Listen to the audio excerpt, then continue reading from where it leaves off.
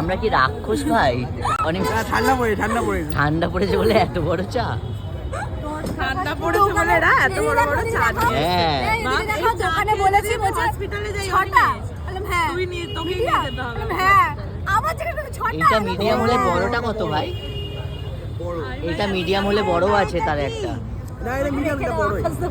ভাই এই শোন না পাই বলছি আজকে তো বৃষ্টির এটা ডিনার হয়ে গেল, বৃষ্টি পুরো ফুল।